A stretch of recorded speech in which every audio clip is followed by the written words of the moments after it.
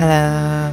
So I just recently got into Masters 5 and Master Duel with Azamina Earthbound, and of course I have to make a video on that. And before the video actually starts, I have to give you all an update on my in-depth guide to Earthbound Azamina, which I've been talking about for like a couple of weeks on my community page. So basically, I've been just slacking on it, there's no other way to put it, and because of that I am making this video, not only to share some of my cool replays, but also to quickly explain how the deck works, since I'm not gonna upload the in-depth guide for a couple of weeks, since I of course need to work on scripting and editing and etc. And so now let's get into the actual video. So, Earthbound Azamina is just the strongest variant of Earthbound we've had by far, even above Runic, honestly. It primarily takes advantage of Azamina LZ, diabellstar and Deception as really powerful extenders that help you play for at least 2 Handtraps, sometimes 3 and 4 depending on what the rest of your Handtrap looks like beyond the 2-card combo, and they also provide you with a dark monster such as diabellstar or Murcielago to summon Geogramlina using Harmonic Synchro Fusion.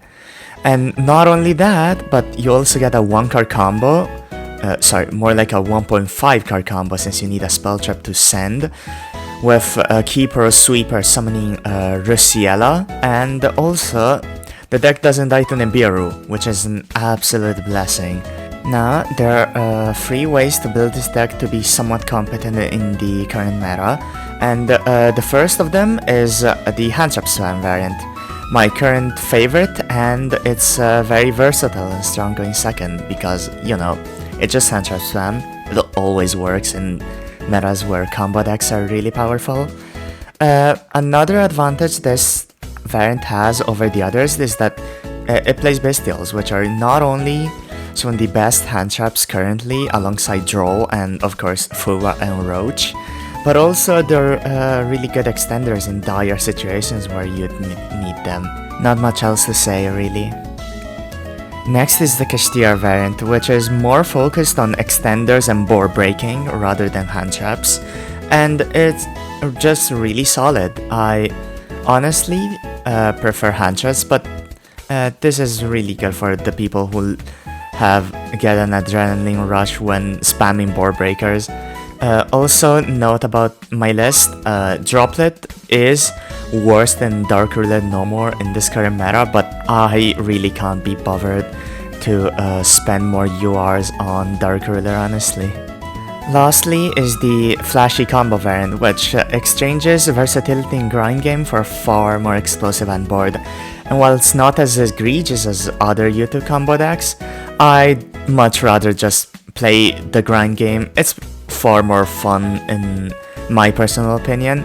Plus, you need to play 2 bricks in the form of Sinful Spells White Forest and Aphase, and you need to dedicate a lot of extra deck slots, which are less versatile going second, but far stronger going first. It's a somewhat acceptable trade-off, but you know, it's really up to personal preference which build you wanna go with. And in fact, actually, I wish I was dead. Just got to Masters 1 with the Flashy Combo variant, so who am I really to talk? I've absolutely not been slacking on Master Duel ladder.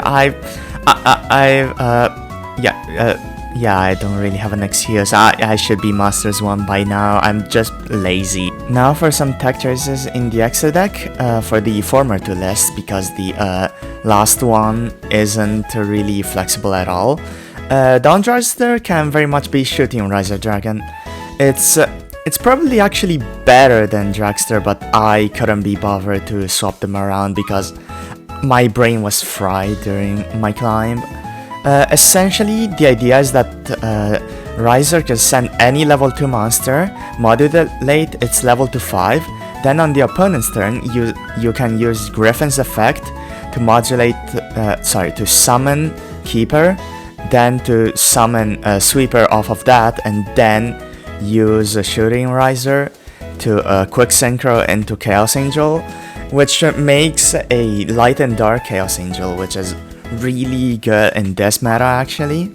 For some other flexible slots, there are Chanying, Legaria, and Psychic End Punisher, which are situationally useful, and it's really up to preference you want to keep them, or play some of the other cards you could play instead, which are not really worth going in depth with, unlike Shooting Riser. The options are more Regina for some very specific combos, which are rare to see, but in 3 to 4 card combos, with less Handtraps on your opponent's side than usual, it's kinda powerful actually. Charge Warrior and Coral Dragon, you can't really go wrong with those. They're level 6 synchros, which you can very easily make, but they haven't really come up for me all too much honestly. Diabell and Formula Synchro instead of Draco Berserker is pretty good. You always need a level 8 endboard piece that isn't Axel Stardust. And this one is pretty solid since you can summon a light Chaos Angel, but the problem is that it occupies 2 extra deck slots. And finally, we have a choice between a level 9 Synchro, which is either Wolfrayet, Navy Dragon Mech, or the second Croco Dragon. Wolfrayet because it's just a really good endboard piece, Navy Dragon Mech for turn 3 grind game and whatnot, and also the second Croco Dragon because it's so much value. The second Croco Dragon came up so many times during my grind, it's actually shocking honestly. I'd honestly choose the second Croco Dragon over all these 3, but the important thing is that you don't play Shenshen as your second level 9 Synchro, because she actively goes against the Azamina core, losing you a lot of your grind game and whatnot. For the combos, you can either watch my replays and try to figure out what to do, how to structure combos, etc. Or you can just read the combo sheet I made and that I'm very proud of. I would actually be very happy if you gave that a shot and read it. I spent a lot of time on it. So basically in the combo sheet, there's everything Earthbound related. The problem is that I am one little girly, and it's very hard to trying to make a big ass combo sheet. But basically everything Azamina Earthbound related is just in the combo sheet. I just need to tweak some minor stuff, and we should be good to go. But overall, just reading through the combo sheet will be enough to give you a general idea how to structure combos and how to play through basically anything, that unless you just can't play through it, like Joel and the Azamina LZ combos. You get the idea. Now for some frequently asked questions. Is Azamina LZ mandatory at 3? No, not at all. You can cut one. I just prefer to play 3 and 42 cards because because of minor math stuff, but you really don't have to worry about it. You actually might get more mileage out of your Handtraps with 2 LZ and 41. It's just really up to personal preference, honestly. Why is there nor Kraken, nor Gremlin, nor Garasha, nor Earthbound Fusion in this Earthbound deck? I want my cool cards. Same as every other Earthbound deck that's really trying to compete with higher power decks. You don't run Kraken because it's not as versatile as Gremlina, neither in the endboard because it's harder to summon than Gremlina, nor going second because it doesn't really provide as much value as Gremlina, whilst being harder to summon is a really big downside for it. You could run it alongside Gremlina, of course, as everyone would do whilst thinking of Kraken, but it's really not worth it and doesn't come up at all, honestly. No Gremlin because it's really easy to disrupt. It sounds cool in theory going second, but it doesn't do anything if your opponent has like 5 brain cells, at minimum. Same goes with Gracia really, except it's 10 billion times harder to summon, and it's not worth it at all unless you're playing against actual garbage. No Earthbound Fusion, because it's literally polymerization with minor upsides. It sounds really cool in theory, but like just like every other competent Earthbound deck, it's not searchable, it eats too many resources, and it just doesn't help in 2-card combos, which really sucks because it's such a cool card. And plus, in Azamina Earthbound, there is even less incentive to run it because of simple spells of White Forest, which just does a job whilst being searchable, which is very important for the playability of fusion spells. Why don't you play Saint?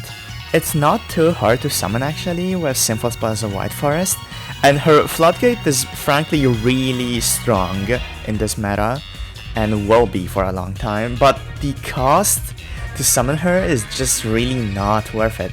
Like, you need to use Griffin plus eria-qreius, which will sometimes in certain lines make you vulnerable to Nibiru, of course, but also you need to spend an extra deck slot on more Regina to then summon eria-qreius. And the worst thing is eating Griffin.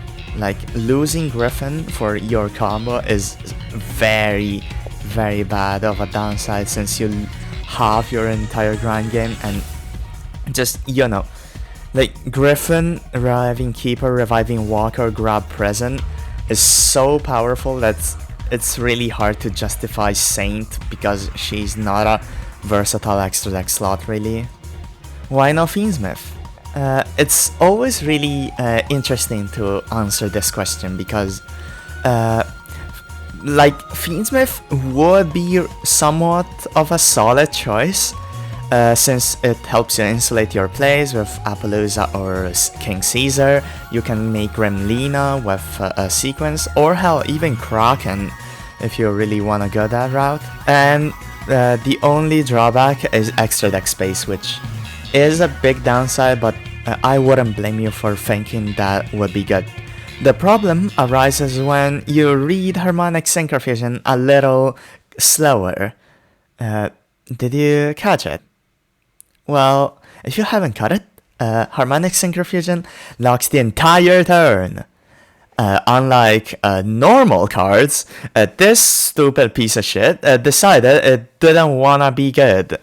And I really can't explain how mad this makes me. Fiendsmith would actually be pretty good in Earthbound, especially with Aerial Eater, letting one card Engraver be a thing to summon Keeper with Cross Sheep, but it just doesn't work because Konami is stupid. Like, there is not even a way to say